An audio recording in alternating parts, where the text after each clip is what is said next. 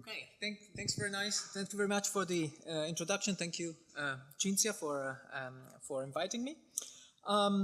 Today I'll speak about some work that I've been doing in the past few years, mostly with my colleagues at DLR, which I would like to thank. And in particular, I would like to thank two PhD students who have been working with me and who deserve lots of credit for the work that I'll be presenting, Maxime Maurice and Nazia Nicolaou, and also my other DLR colleagues, Sabrina Schwinger, Shoran Yu, who is not at DLR but is in China, Anna Pleza, and Doris Breuer.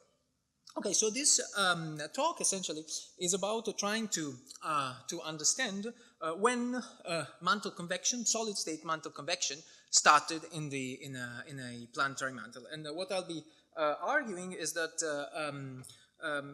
it turns out that it's quite possible that solid state convection started very early, probably already during during the earliest phases of the solidification of magma oceans in terrestrial planets. Okay, so this is a brief outline of the talk. I will first review somehow what we think that are the somehow limited evidences that we have for various terrestrial bodies for magma oceans in the solar system.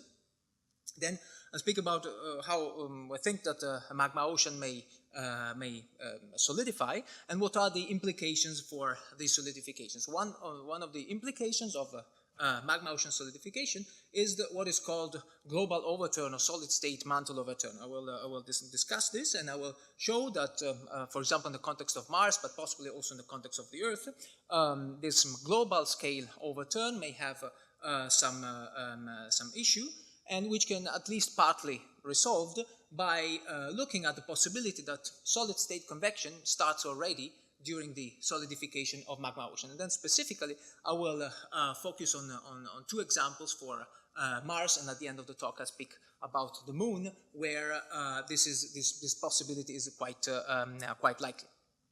So, well, what is a magma ocean? Well, loosely speaking, we talk about magma ocean whenever we have a large body of molten silicates that essentially behaves as a liquid. Behaving as a liquid means that the melt fraction exceeds a certain threshold, which is typically 30 to 40%, above which the material, the magma ocean, behaves rheologically as a liquid and occupies an unspecified large fraction of the body. For what I'll be speaking about today, I will speak mostly of global scale magma oceans, but that of course doesn't exclude the possibility that magma oceans may have been local large ponds generated by impacts, for example. Okay? And these conditions to achieve global scale melting can be typically obtained during the early evolution of a body. If a body, a planetesimal or a planetary embryo, accreted during the earliest, during the first few million years of the solar system, the decay of aluminum-36 of short-lived isotope can heat the body and then generate a magma ocean. Of course, the process of accretion itself and giant impacts can convert large amount of kinetic energy into heat and generate large-scale melting, and core formation due to conversion of gravitational potential energy into heat can generate large-scale melting as well. Other processes capable of generating magma ocean are tidal heating, which I will not speak about, which is relevant, of course, for Io, for Jupiter's moon Io today, and can be very relevant for extrasolar planets that orbit close to the have eccentric orbits close to the parent stars, and also a case which is relevant in the context of extrasolar planets could be a high stellar insolation. So planets which is orbiting close to the star can receive enough insolation in such a way that the surface of the planet can be molten and generate a magma ocean. Okay, what are the evidences for magma ocean? So we can sort of go through the major bodies of the solar system and see what do we know about that. Okay, so if we start with the Earth, probably one key indicator for a magma ocean is the fact that the moon-forming impact may have led to large-scale melting of the Earth's mantle. So we don't have a very old surface on Earth that could testify the crystallization of a could provide samples for the crystallization of a magma ocean, essentially because plate tectonics has recycled over time whatever traces of an early magma ocean may have been there. But models of the moon forming impact, and which there are various such models. The exact scenarios for the formation is not settled, but typically, no matter which models do you consider, typically they predict large-scale melting of the mantle. So if this is a plot of the entropy gain, so the difference in entropy between before and after the giant impact, and this is the entropy of melting of silicates, and there are different scenarios for the formation of the moon, but they typically consistently predict that the mantle of the impacted body of the proto-Earth was molten down to the core mantle boundary. So I said we don't have evidence at the surface of the Earth for a magma ocean, but some kind of evidence connected to a magma ocean could be found at the base of the Earth. Okay, we have through seismology, we have these two famous large low shear velocity provinces that are imaged at the base of the mantle. That some people believe they could be relics of the crystallization of a magma ocean, and I will show some models of these of how these structures can come into being as a consequence of the crystallization of magma ocean. Also, at the edges of these large low shear velocity provinces, there are so-called ultra-low velocity zones, which can be interpreted as dense, partially molten regions that, again, could be relics of the crystallization of a basal magma ocean in this sense. So what about Mars? So the surface of Mars doesn't exhibit clear signature of a possible past magma ocean. However, we have Martian meteorites, so we can for which isotopic measurements can be made, and so we know that Mars probably accreted and differentiated and formed a core very early in its evolution, probably within the first few million years of the solar system, which gives us a very compressed time scale and gives room to aluminum-26, for example, to heat the planet and possibly generate a magma ocean. Also, the budget of the siderophile elements inferred from the Martian meteorites is typically compatible with metal silicate equilibration at the base of a deep magma ocean, which could have been in excess of 1,300 kilometers or even more.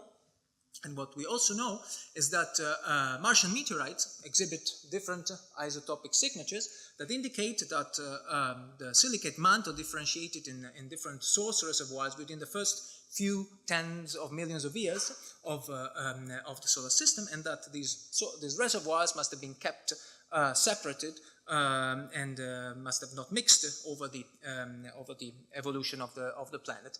And as I will show you later, one of the hypotheses that a crystallization of the magma ocean could provide the conditions to achieve this situation. Probably the best example that we have, the best evidence, the best piece of evidence that we have for a magma ocean is the moon.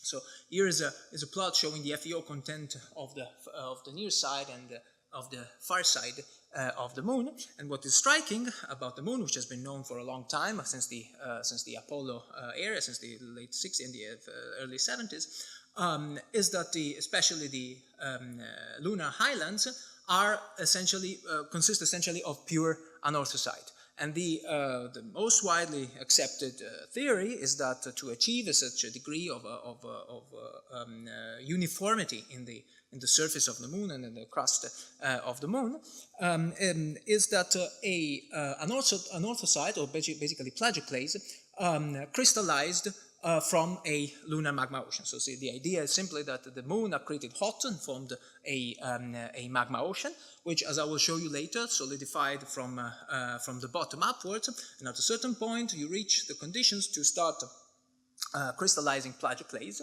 which are positively buoyant with respect to the surrounding liquid, so they would tend to float on top of this crystallizing magma ocean, forming this anorthositic crust. And I will talk more about this process at the end of the seminar.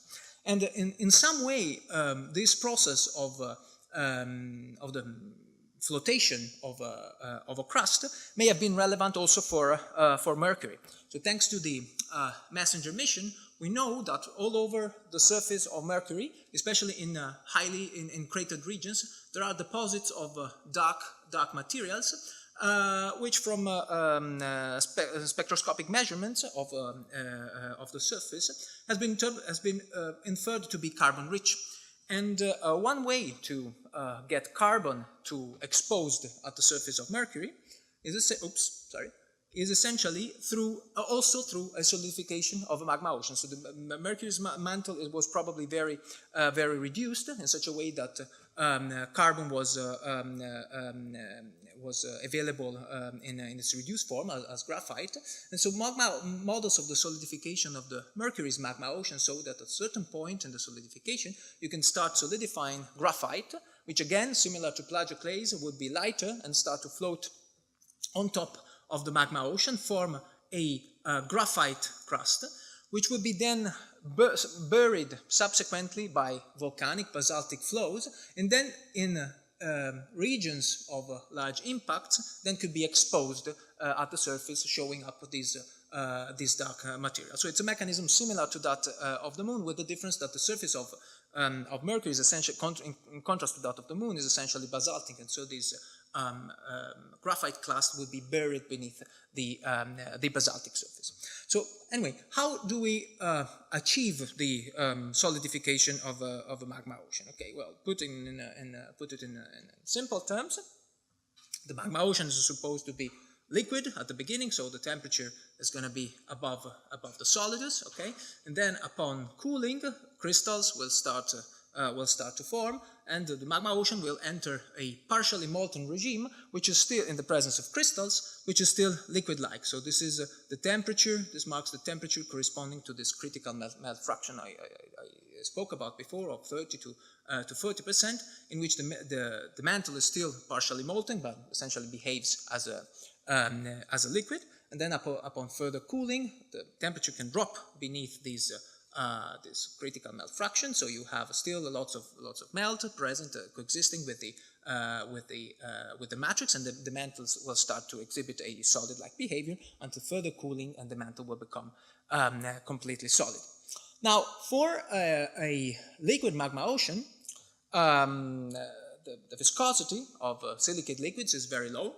Okay, so we think that the magma ocean, the liquid magma ocean, was undergoing turbulent convection, so the profile of the temperature is likely adiabatic. Okay, so the magma ocean is thermally well mixed, and in most of the cases, and the Earth could be an exception to some extent, but I'm not going to cover that today. In most of the cases, the temperature gradient of the adiabatic profile turns out to be smaller than the temperature gradient of the melting temperature gradient associated with the liquid. So solidification upon cooling is going to start at the bottom. Okay, so the liquid is heat at the bottom first. Okay, and so crystals will start to be nucleated at the bottom.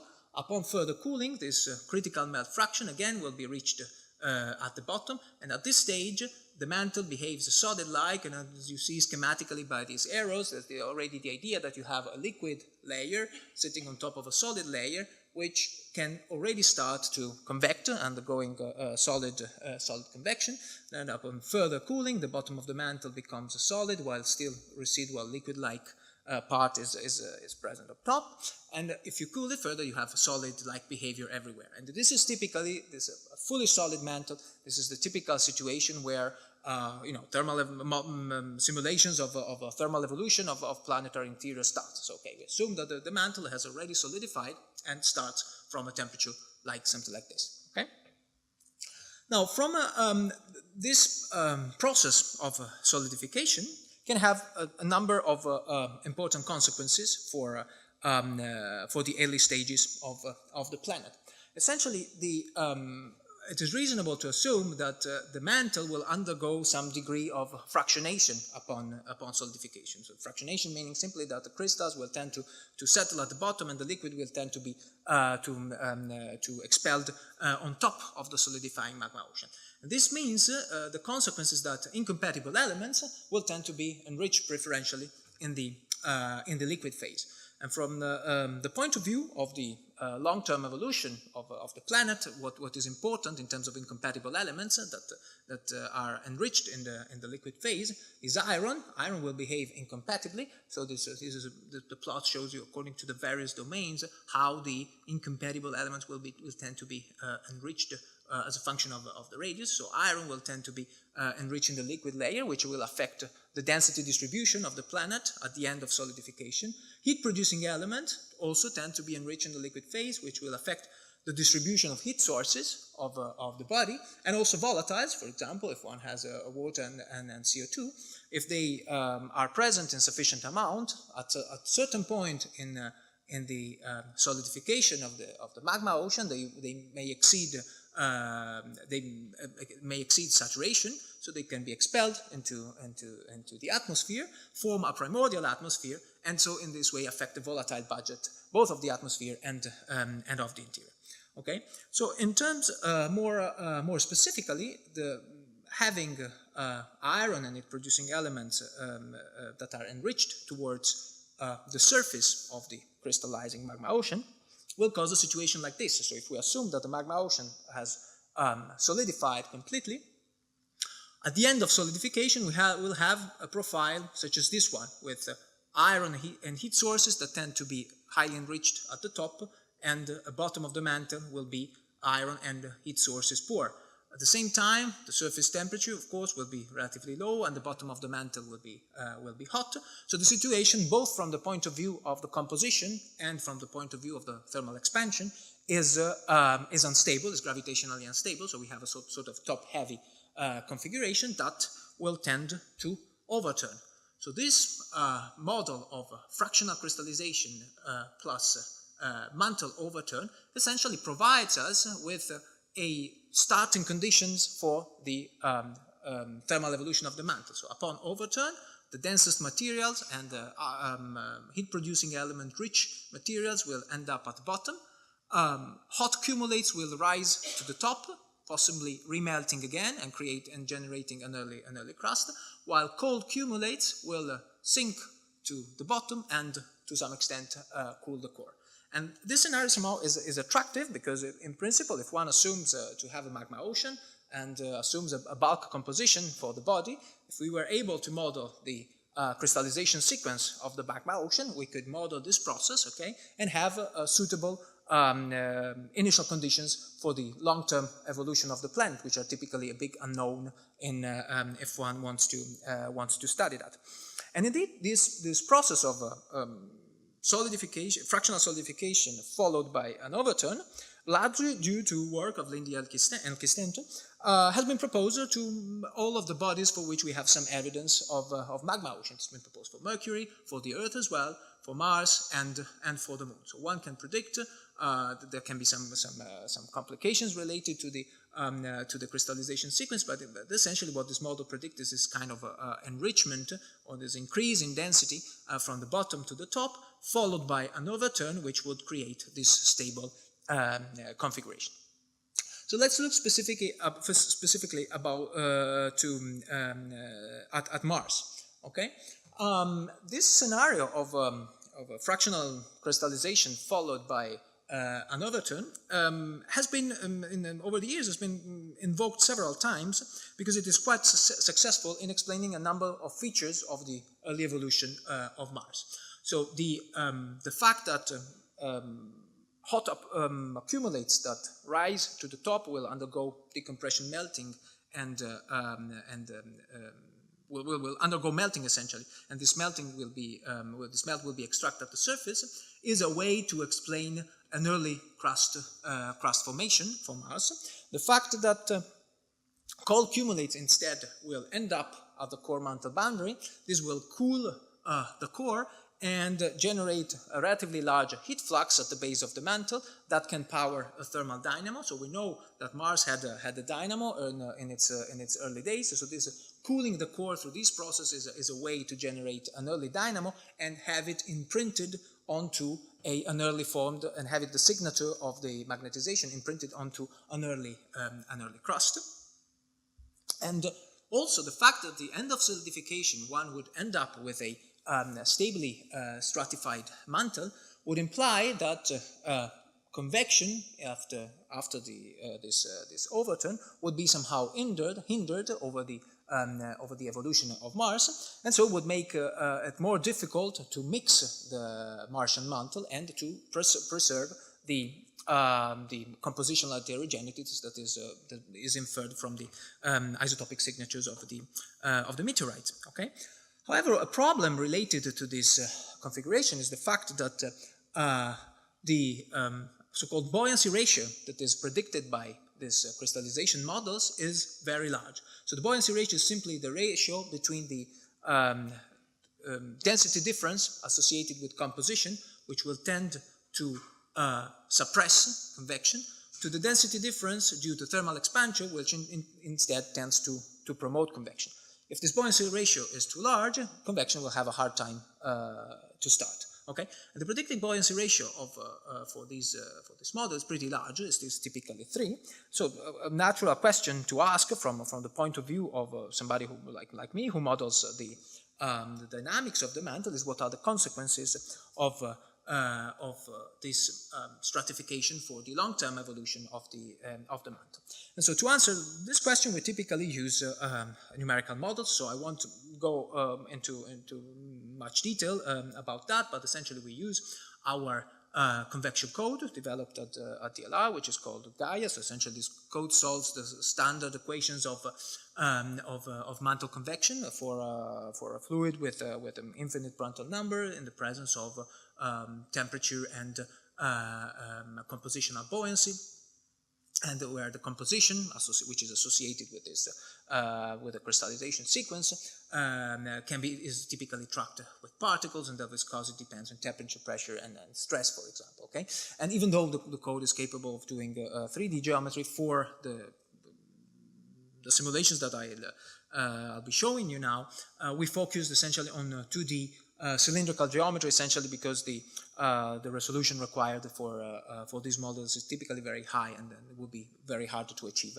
in a 3D setting.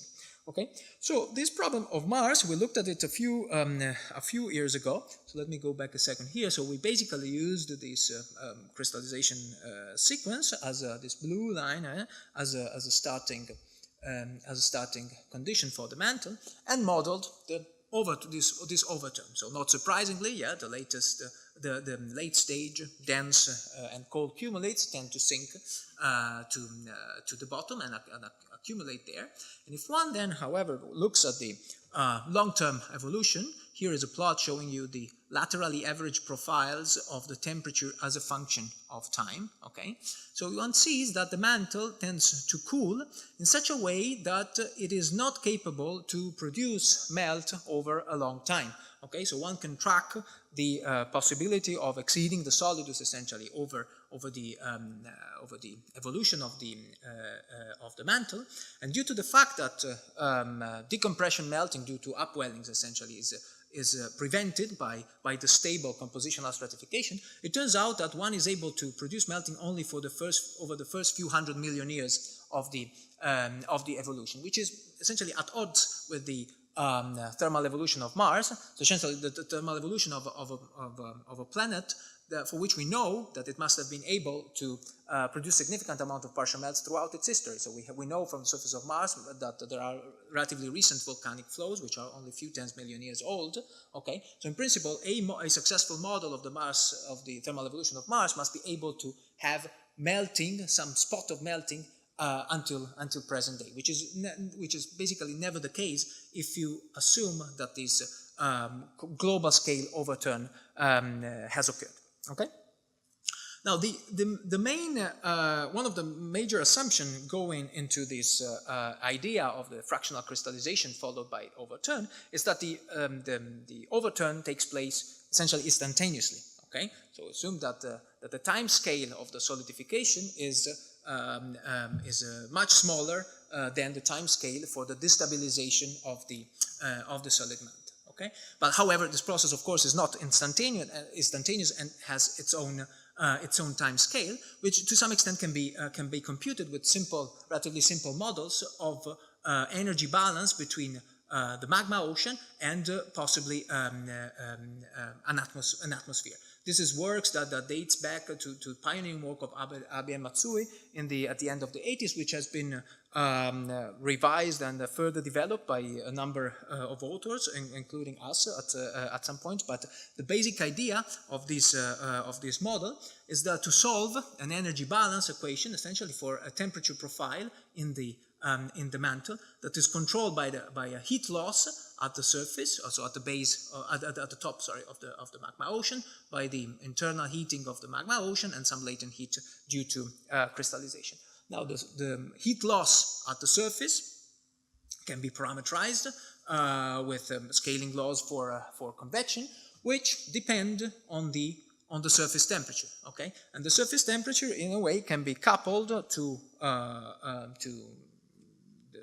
either to space, let's say, or to the atmosphere, in that either one can assume to have no atmosphere, so the surface, and to just have a radiating heat flux at the surface of the body. In this way, one can solve for the surface temperature, or that the magma ocean solidifies in such a way that at some point it expels into an atmosphere a certain amount of water, for example, or of greenhouse gases, yeah, and one can compute the flux at the top of the atmosphere, which will be a function of the atmosphere that has been generated and of the incoming solar radiation. And if one builds up this kind of sort of 0D basically, or 1D if you want, models of the solidification of a magma ocean, finds something like this. So this result is not new, but it's just to illustrate what are the typical timescales of the system. Essentially, the top plot shows you the evolution of the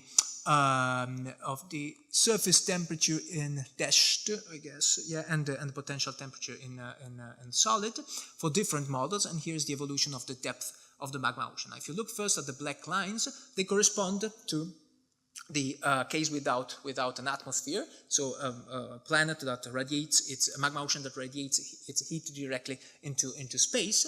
So you see that in a matter of about 1,000 years, the surface temperature drops to sort of present day values. So in the depth of the magma ocean goes, this is a model, sorry, I didn't say that, for a global scale Earth magma ocean, drops from its 3,000 kilometers down to zero in a matter of slightly more than 1,000 years. So it's a very fast process. However, if one considers the fact that upon crystallization, volatiles tend to be enriched in the liquid phase and can become supersaturated and form an atmosphere, all of a sudden this atmosphere creates a blanketing effect that retards heat escape and lengthens the time scales of the magma ocean. So if you look at the dark blue line, for example, this is the magma ocean solidification that you would have if you stored an Earth ocean initially into the Earth mantle. So to end up with a sort of Earth or almost an Earth ocean outgas at the end of the solidification.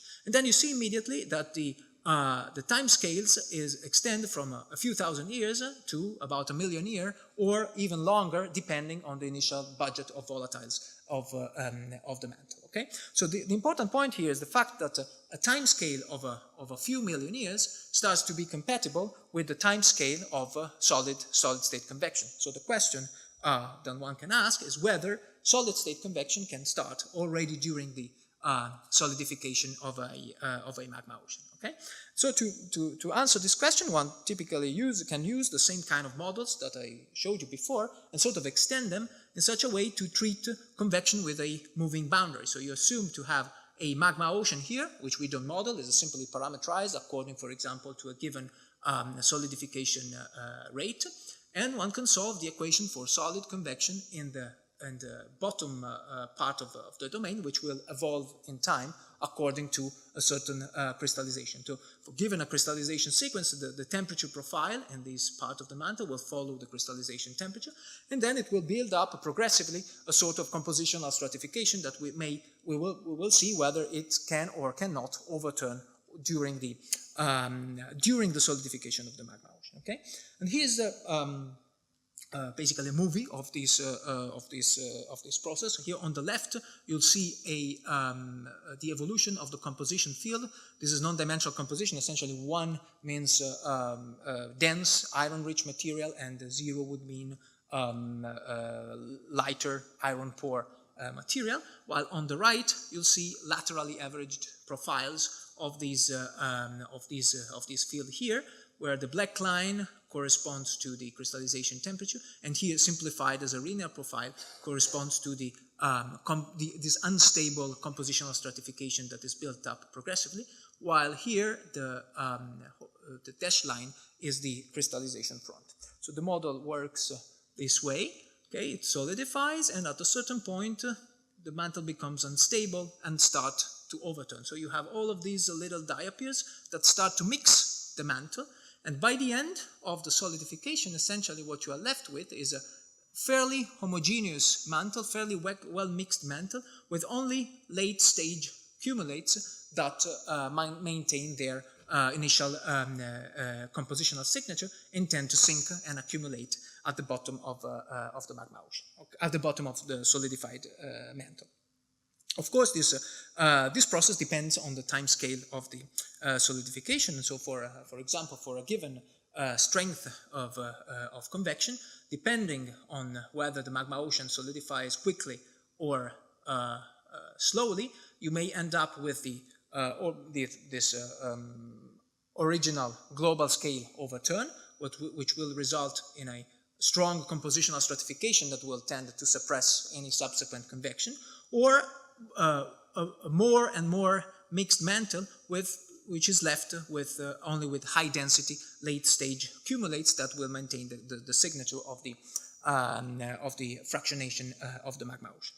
Okay, and so basically there's a sort of trade-off between in terms of the mixing of the way the mantle is mixed at the end of solidification. There's a trade-off between the solidification time and the Rayleigh numbers, which simply measures the strength of convection, can be thought as a measure of the viscosity of the mantle. So a high Rayleigh number would mean that the solid mantle has a relatively low viscosity. So for short solidification, not surprisingly in a way, for short solidification time and low Rayleigh number, we'll have this late onset of convection, this global scale overturn with nearly no mixing. So these the colors here indicate a measure that we a quantitative measure that we adopted to quantify mixing at the end of solidification. With it's not necessary to go into detail here, but basically the blue color means a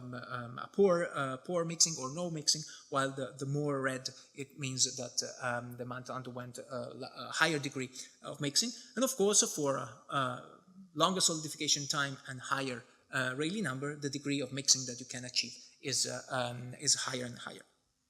And this idea has been developed further by other authors. For example, Chad Buchanan published last year a nice paper where he basically looked more in detail at this trade-off, showing for different bodies, from the size of Vesta, for example, to the size of the Earth, how likely it is that convection will start early, already during the solidification of the magma ocean, or will not start during magma ocean solidification and will result in a global scale overturn, independence of the solidification time of the magma ocean and on the viscosity of the solid mantle. Now, for Earth, so basically the message here is that for a large size body as the Earth, it's very likely to have this phenomenon ongoing, while it becomes less and less likely the smaller it is the body. Okay, and this idea of progressive overturns during magma ocean solidification has been also applied by Maxim Balmer at ETH, who tried to reconcile this model, or try to use this kind of models with the existence of the LLSVP on Earth. Essentially, he built a model similar to the one that I showed you before, where he looked at the crystallization of an Earth magma ocean.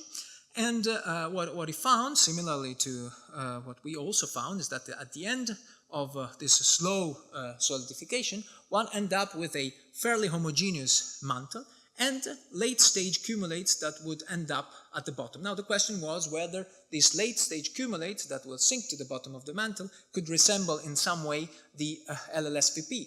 And in a way, the answer is no, essentially because these are highly enriched cumulates that would have a very high iron number that would make the bottom of the mantle essentially layered, so convection would be still possible in the uppermost part of the mantle, but the bottom of the layer would form essentially spherically symmetric, very stable spherically symmetric structure, which is not what we observed on Earth. So LLSVP are very large-scale structures that can extend for over hundreds of kilometers above the core mantle boundary. So one of the idea to explain this discrepancy, which would be a problem also of our models, which would predict a very stable, dense layer at the base of the mantle, is that this diapirs, iron-rich diapirs that would sink toward the end of the solidification, they would have a relatively high they are late-stage products of solidification, so they would have a relatively high melting temperature. So upon sinking, if they don't sink too fast, at some point they will start to equilibrate and possibly remelt. So some of the iron that is brought downward by this diapir can react with the ambient mantle, and by the time this dense diapir will reach the base of the mantle, their effective iron number will be reduced possibly in a way, but this has not been modeled, possibly in a way to reduce the compositional density difference of this layer and enable the formation of structures similar to the LLSVP. Okay. Now I like to switch planet and move to the last part of the talk, where I will be speaking about the moon, for which I think this idea of this slow solidification is actually even more important and more relevant. As I explained at the beginning of the talk, the way people think that magma ocean on the moon solidified is that the moon accreted hot. So the debris from the moon-forming impact reaccreted to melt to a large extent the mantle of the moon. The moon is small, so it has a low gravity, so it probably didn't manage to have an atmosphere that could slow down the solidification of its magma ocean. So the early stages of the solidification of the lunar magma ocean probably were very fast and took place through radiative cooling at the surface. But as I said before, at some point during the solidification of the magma ocean, one can start at around 1.5 GPa. One starts solidifying plagioclase, which at these conditions is positively buoyant. So this plagioclase, this gray stuff, will start to rise to the top and form now a lid, a solid lid at the top of the surface, which is clearly able to slow down the solidification much more efficiently than an atmosphere can, because it's solid and so heat must be transported through conduction through this layer. So we have a situation in which we'll have a magma ocean, a thin magma ocean that is squeezed between a crust, this plagioclase crust that grows from the top downward, and the solid mantle that grows from the bottom upwards, okay? And over which possibly convection in this part of the mantle can also start. So the question is, how long does this process take? Okay, and there's some constraint on the duration of this process, because lunar anorthosites have been dated, and the ages of the lunar anorthosites span more than 200 million years. And the fact that there's such a wide range of ages usually is interpreted as this range of ages is interpreted as a proxy for the time scale of the solidification of the lunar magma ocean. Now, models of the, essentially one-dimensional models of this process of a magma ocean that solidifies between a growing crust and a growing mantle have been done in the past. And they typically predict the solidification time scales to be a few tens millions of years. So it's about an order of magnitude short of the solidification time scales inferred from the ages of the anorthosites. There are additional processes that can cause melting that could produce later stage anorthosites. For example, tidal heating is one. Impacts have also been invoked to sort of lengthen the time scales of the solidification. But these are all fine processes, but they are sort of poorly constrained. So we try to look whether our mechanism of an early onset of convection in the solid mantle can help to some extent to lengthen this time scale. And so to this end, now we built a model where you have a magma ocean and basically two moving boundaries. So you have the bottom of the crust that changes, the radius of the bottom of the crust that changes in time, and the radius of the bottom of the magma ocean that changes in time. To do this, one needs to model the crystallization sequence of the magma ocean. So essentially, we need to know when and how much pelagic-clays is going to crystallize in order to follow the crystallization sequence and the crystallization temperature, which is something that one can do with software like MELTS that my colleagues, basically Sabrina Schwinger at DLR, she works with that. In the crust, we'll have heat diffusion, so it will take a fair amount of time for the magma ocean heat to be diffused away through the crust. The magma ocean is assumed to be isothermal, essentially because the pressure range of a thin lunar magma ocean is small, so the adiabatic gradient is also small, so it's fair to assume it isothermal. And then in the bottom part of the mantle, we'll either assume simple diffusion, so we can either have a purely conductive model. So in that sense, the model would be simply 1D. So we'll have 1D conduction in the mantle, 1D conduction in the crust. Or we can account, in a way similar to that I showed you before, we can account for convection in the mantle, which now can have an important effect on the magma ocean, in the sense that cumulates that will upwell in the solid mantle will tend readily to remelt. Okay? And if this melt is extracted into the magma ocean, it provides an additional source of energy that can affect the energy budget of the magma ocean.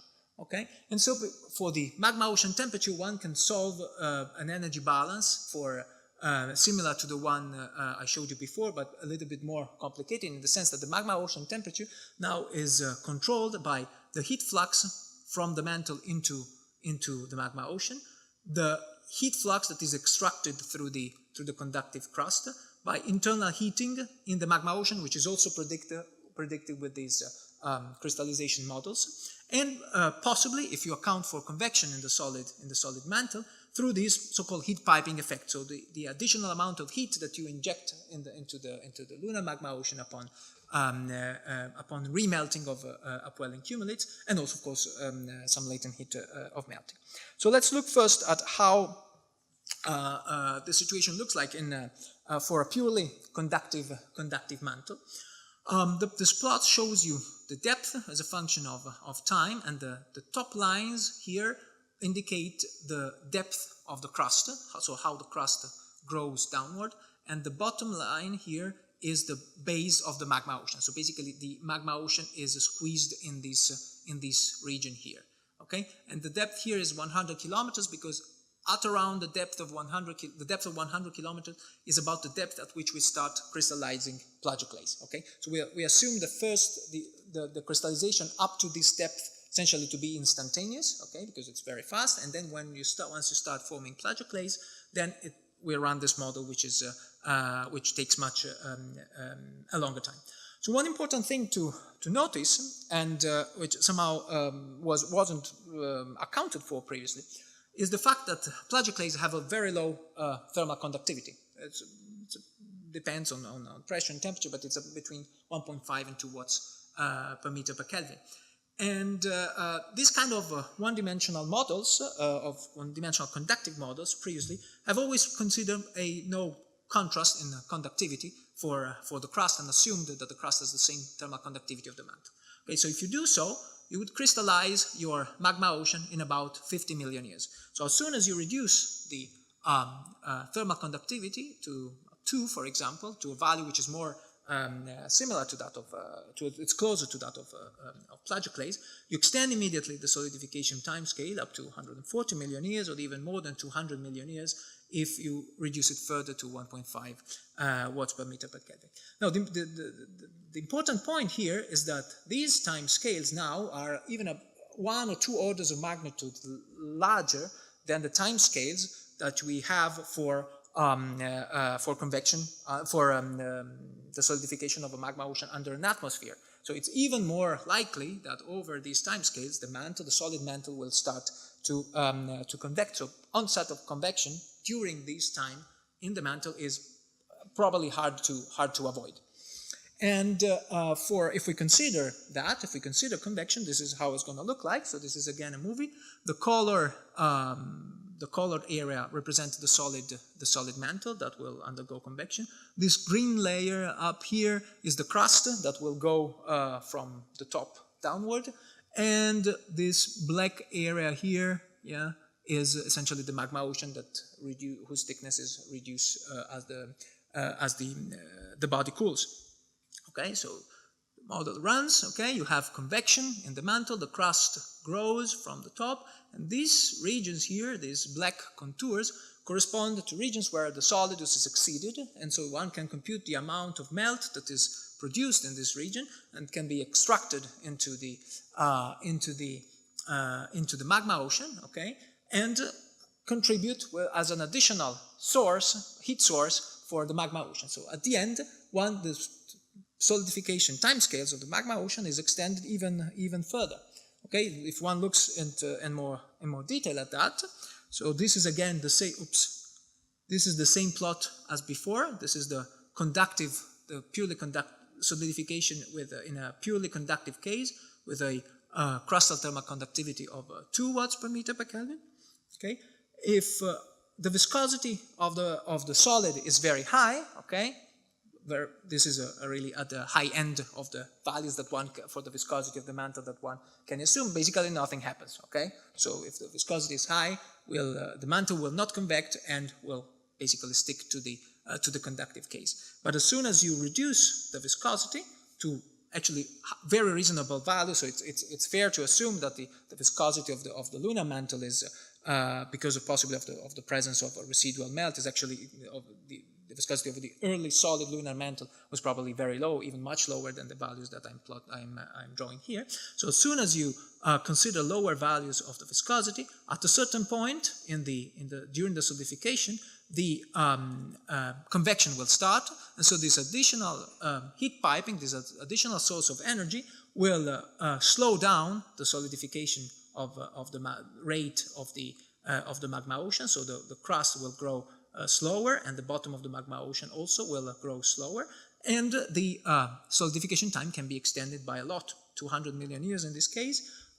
If you reduce further the viscosity, you have an earlier onset of convection and of this heat piping effect, but the overall time scale more or less stays the same, and the reason for that is that if you have a late onset of convection, okay, and of this heat piping, you have it under a relatively thick crust, okay, so you have a heat contribution which is a hard time to be a heat source which has a hard time to be evacuated because the crust is thick.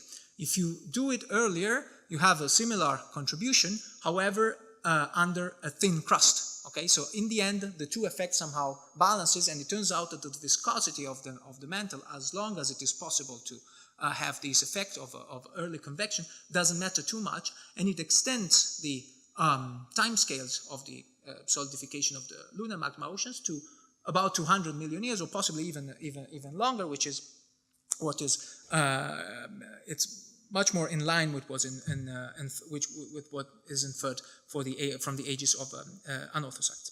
And this is basically concludes my talk. So the kind of message that I wanted to give essentially is that the gas atmosphere and the solid crust can lengthen significantly the time scale of the magma ocean to the point that solid state convection and mixing can start during this phase, and to some extent this can help solving some of the problems related to a global scale overturn, which one would have both for Mars and for the Earth as well, for example.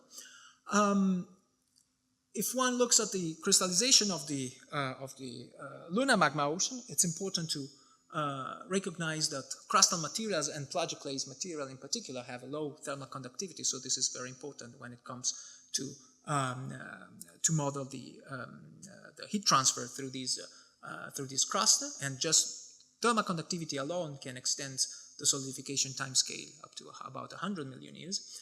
And if one accounts for the fact that the solid lunar mantle can start convecting beneath the magma ocean, which is almost inevitable given the time scales involved, this can easily extend the lifetime of these magma ocean up to something like 200 million years or even longer.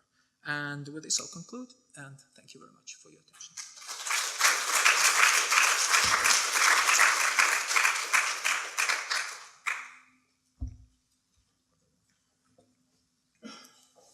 Question.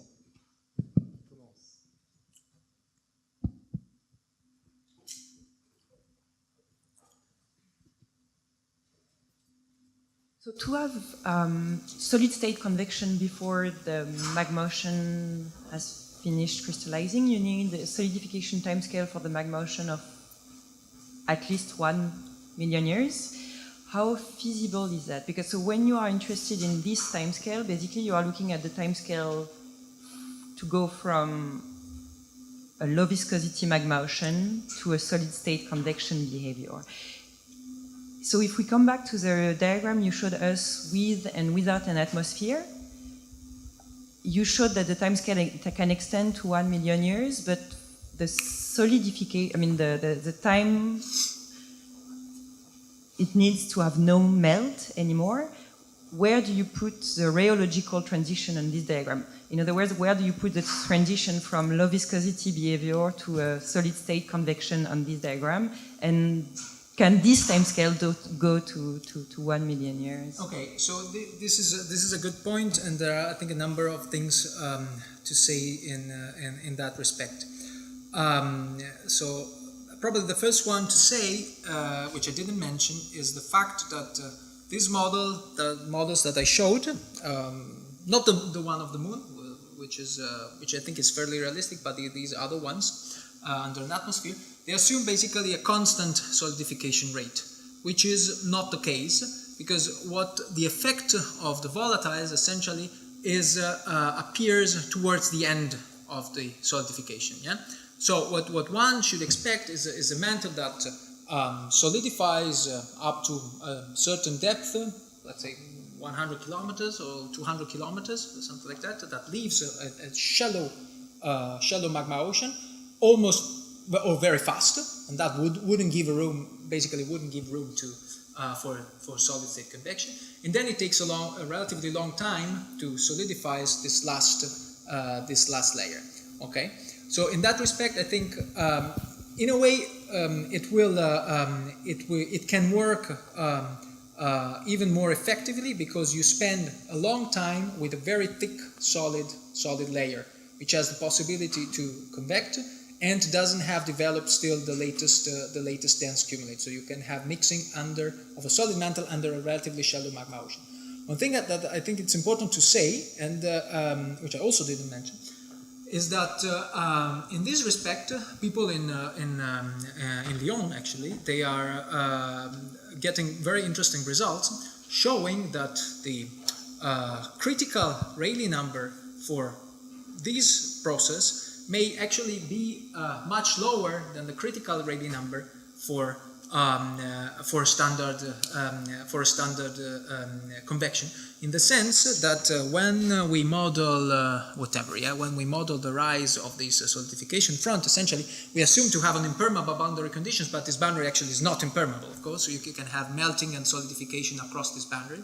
And if you account for this type of boundary condition, probably you know, yeah, that it's the critical Rayleigh number gets reduced dramatically.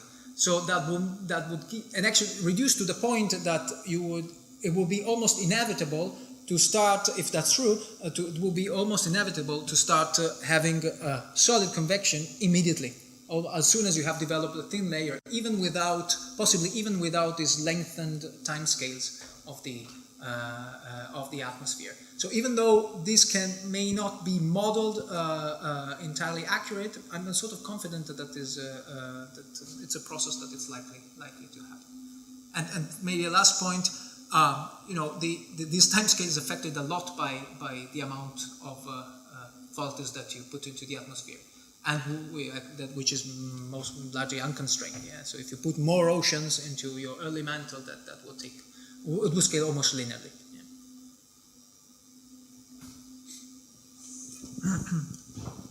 Hello, thank you very much for this very nice presentation. So I have a question about the moon. So you know, there are some work that say that the moon has degazed some of its volatile content, and I was very interested in your final part of your talk, where you talk about this thin crust forming at the surface of the moon. But my question is, do you think that the formation of this thin crust will inhibit rapidly any degassing from the magma ocean? Or, okay, that is the question. Yeah. That's a good question, yeah. I mean, not necessarily. We have degassing. If you have, let's put it this way. So if you have even in a one-plate planet like Mars, for example, if you have melting at depth, you assume probably this melt will make its way through dikes and cracks to the surface, and to some extent it will be able to degas. Yeah, so I don't think that in principle the having a solid lid is necessarily a limit to the possibility of degassing. Of course, one would need melt that somehow travels through this lid. So one would need positively buoyant melt that opens its way to the surface during this phase. I have never thought about that, but based on the fact that plants must be able to degas and have volcanism even if melting leaves over a thick lithosphere, I don't see why that shouldn't be possible on the moon as well. So. Thank you very much.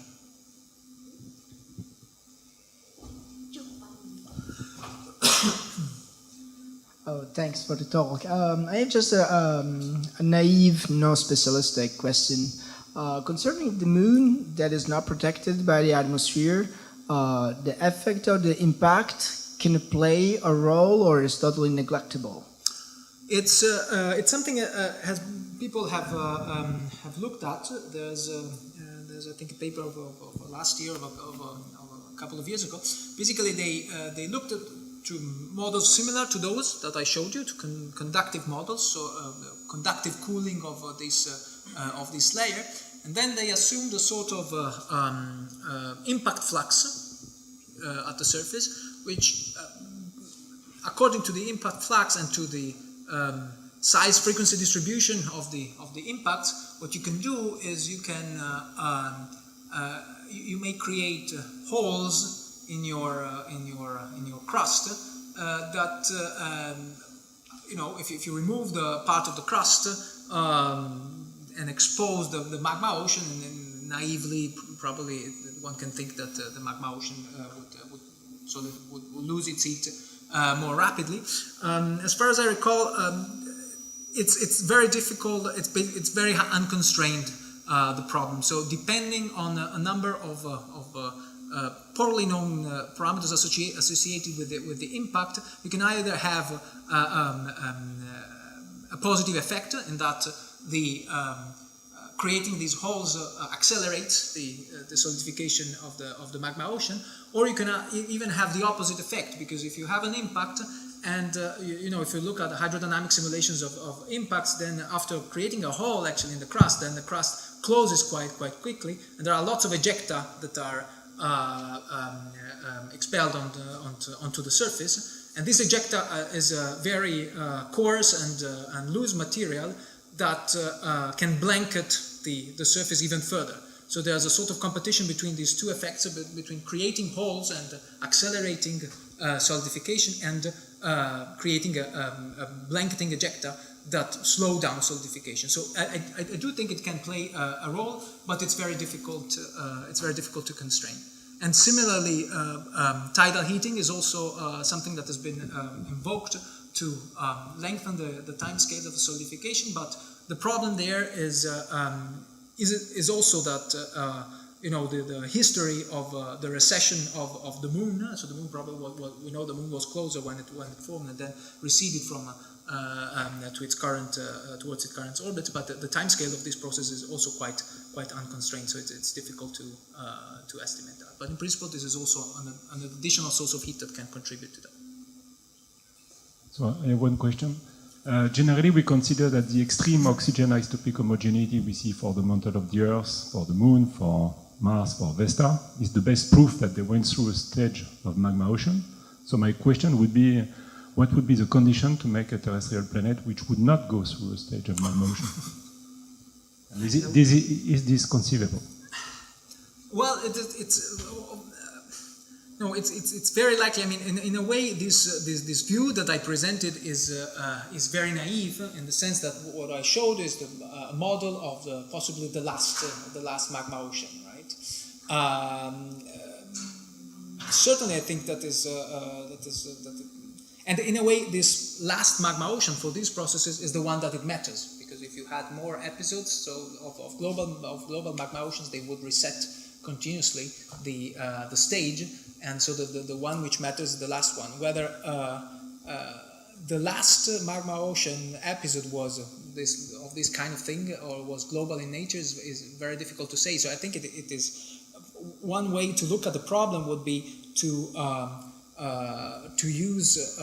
inform the models with accretion models, and look at really the possibility to have impact over the early history of the kind that would generate a global magma ocean. Because I personally believe that it's quite possible that rather than speaking of these global layers, one should probably speak of whenever you have a basin forming impact, you would have a huge lake or a huge sea of magma, not a global one. Yeah? But saying when this is under which condition a magma ocean is not created, probably is difficult. So one should look at the accretion models, essentially.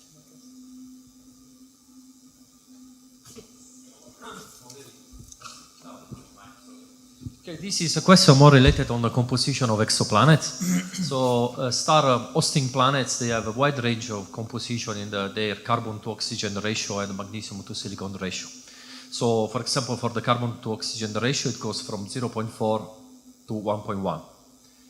So researchers thought that it could be theoretically possible to build up, carbon-rich carbon planets and water world. So have you ever thought to implement this extreme composition in your model and see if it's actually possible to produce this kind of extreme exoplanets? Or can you guess what will be the behavior of this? No, I have not. I know that it seems likely that it seems quite possible to form this kind of planets. I haven't thought about that, because in general, from the perspective of those who model the interior, there's so much which is unconstrained in terrestrial planets, and so many assumptions that already in these models one has to stick in. That modeling completely different planets is very hard. I'm not saying that one shouldn't do that, yeah, but I think there are people in the Netherlands who have looked at this, who are looking at this problem, and I think they are arguing that a carbon-rich the mantle of a carbon-rich planet would not convect because, for reasons which honestly I don't know, carbon-rich material would be very stiff and would have a very hard time to convect. And this is of course, it's very difficult to say. I mean, we know very poorly the viscosity of the lower mantle of the Earth, yeah, and certainly experiments are needed in that sense. And but it's difficult and very difficult to make predictions on this. Yeah. Okay, thank you. Donc on peut continuer les questions au buffet. So we can continue questions at lunch now together with you. Okay. Thank you very much. Thank you very much. Thank you.